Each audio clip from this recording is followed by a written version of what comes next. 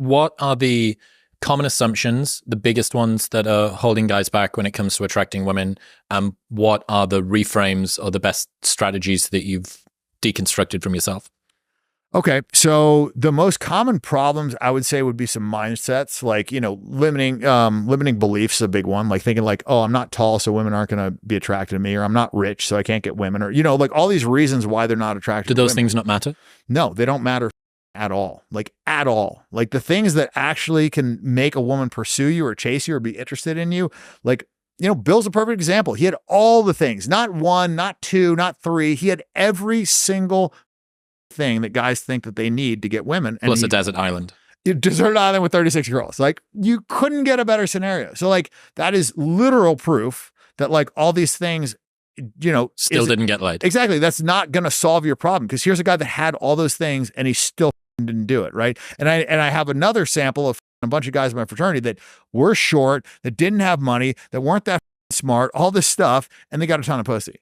So like, I just know that it's not the traditional things that guys think that they need. That's a part of it.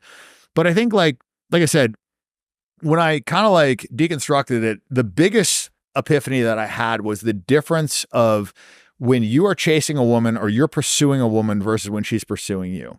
And like the flaws disappearing on both sides. When a woman's chasing you, your flaws disappear, her flaws magnify. Just like when the really, stage 5 clinger girl hits you up all the time, it's just like, you're not interested in her. Maybe she can suck your dick on a Friday night if you strike out at 3 a.m. Right. But like, the same thing's true for women, is like when these guys massively over communicate interest, they know they can have them. And then it's like a conversation of, do they want them? And when you're looking at flaws, you're going to find them. Like you've got flaws. I've got flaws. Like everybody has flaws. Right. So when you're looking for flaws, they stand out. But when you're pursuing something, like think an auction, like 5 guys want something, 5 guys are bidding for something, and like you really want it. And you have this like, idea in your mind of like when you wanted something, you didn't get it, and this fear of loss. You're not thinking about what's wrong with it. You're just, how do I get it? Mm-hmm. Right. Just like, and this is probably the most common mistake guys make, is they're like, this girl's hot. How do I fuck her? That's the thought process. Like, oh my God, she's so beautiful. Like I would marry that girl. How many times have you heard a guy say like, oh my God, she's so hot, I would marry her? It's like, what if she has AIDS? What if she's a pathological liar? What if she's like 95,000 guys? What if she's just like a serial cheater? Like, what if this girl has massive problems? What if she's bipolar? What if she's got a massive alcohol problem? Whatever, right? Like dig a little bit deeper, like be discerning, like go into the interaction, like wanting to find out more about the girl, not just accepting her looks as being enough. And I think that's the biggest problem that guys make, is that they just like, the looks are enough. And then the conversation is like, how do I get her to like me? So you're already going in there with a handicap.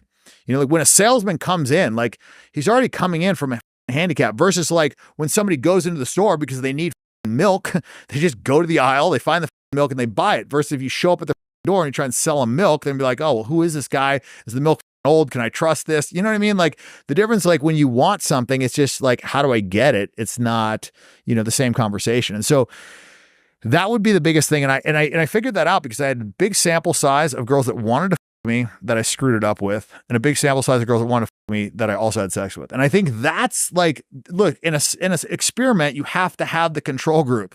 Right? Most guys do not have the control group. Like I literally had girls sending me butt naked photos on Instagram. I want to f you. And I screwed it up with those girls. So I'm just saying, like, only in like cross comparing what worked and what didn't work with 2 sample sizes of girls that both wanted to sleep with me could I figure it out. Given that you're the same guy to both of them. Exactly. Cause like, there's girls that just like wouldn't want to sleep with me because I'm Armenian or I have a shitty haircut or whatever, right? Like there's going to be girls that just like wouldn't fuck me, period. So because I had that sample that I knew that they wanted to sleep with me and I screwed it up, I was able to like figure out the things that I was doing wrong. And like one of the big things that I was doing wrong was like I was over communicating interest. I would have problems with the girls that I was like, oh damn, like this girl's hot, she's different, or like, or I really like her or whatever. And my approach would change. And because my approach would change, my results would change. What about the sort of treat them mean to keep them keen / not signaling sufficient interest that that girl doesn't actually end up responding to you at all? I think, well, he's not interested, so this doesn't go anywhere. So I wouldn't say treat them mean. I would say change your default setting from nice to challenging. Because like a lot of these guys, like they aren't really nice guys. Like, oh, like, I just want to be it's like, you're not that nice to the fat chick. You're not that nice to the janitor. You're nice to this girl because you want to her, so like this whole idea of like, oh, I'm just being myself, or like, that's another one. It's like, I just want to be myself. Like, I want her to like me for me. And it's like, okay, well, there's different versions of you. There's a version of you in an Armani suit. There's a version of you dressed like shit.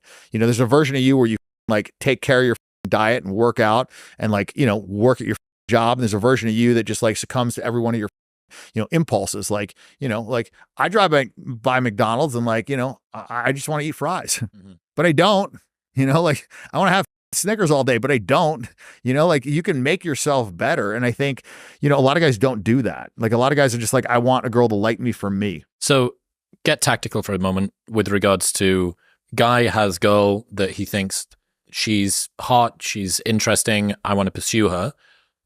What is a better tactical way of moving toward that? What should they do?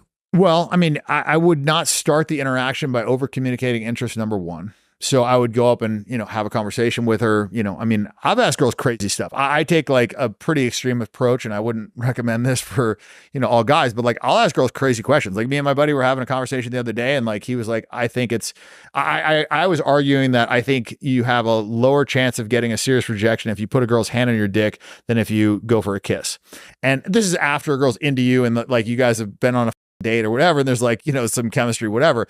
And he was like, you're out of your mind, like this, that, and the other. And I was like, okay, well, let's ask some girls. So like, I just would go up to a girl and I'd be like, hey, like this is the question. Like, I wouldn't frame like who was on which side, but like they wanted an answer. So they gave their answer. Now all of a sudden we're in a sexual conversation with a girl where I haven't communicated any interest to her at all. And I've almost like disqualified her because I'm asking her this question that like usually wouldn't ask. Not about you. Exactly. You wouldn't ask a girl that you're trying to like hook up with because it's like a crazy question too.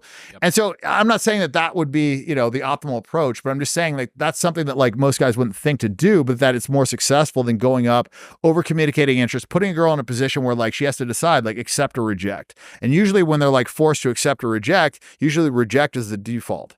And if it's not, then they're probably a whore. If they just like accept every guy that comes up to them. This is your chasing versus choosing paradigm. Well, yeah. So, get into the interaction. And, the caveat to that is like what you say to a girl isn't necessarily how important as like how you say it.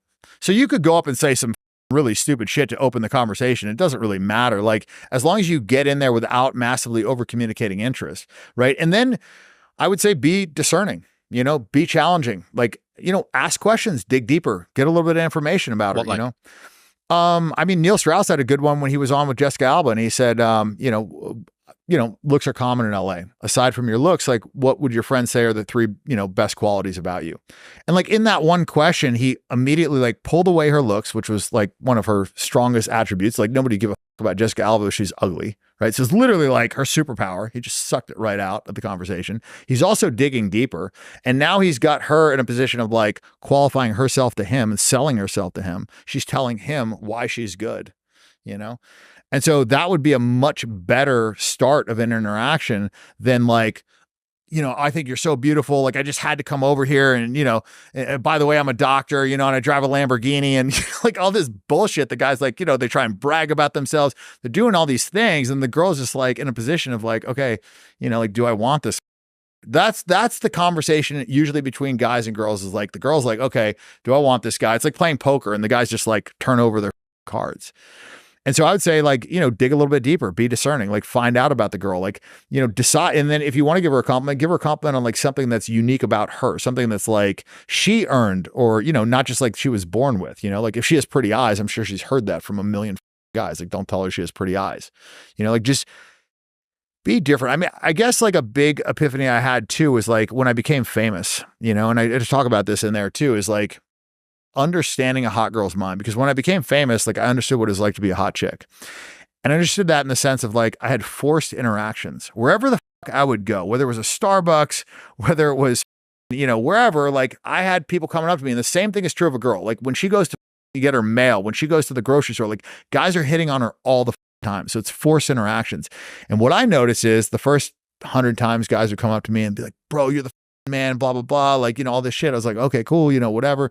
And I always take the pictures, but I guess what I'm trying to, explain with that is, let's say you are a famous guy and a guy comes up to you and like, bro, you're the man, dude, like all this shit. And you've heard this 10,000 times. Is that going to make you want to have a beer with that guy? No. Like maybe you'll take a photo with him, you'll tell him you appreciate it, but it's not going to make you want to like hang out with him.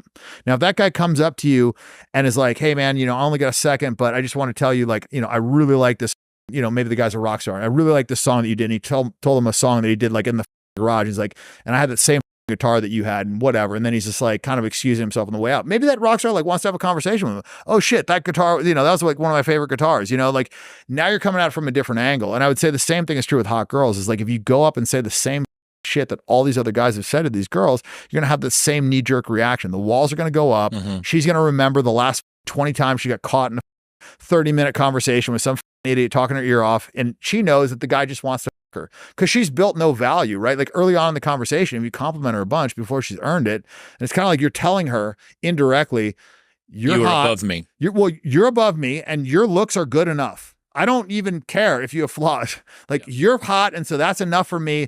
And I'm ready to date you. This is the wrong thing. It's so funny, that kind of playground mentality of if I know that I can have it, I don't want it. And it's so funny how that seems to be in your worldview, like a fundamental part of the physics. It translates to everything. It's sales, it's negotiation, it's business, it's all these things. The person that can walk away from the deal is the one that holds the most power. Always.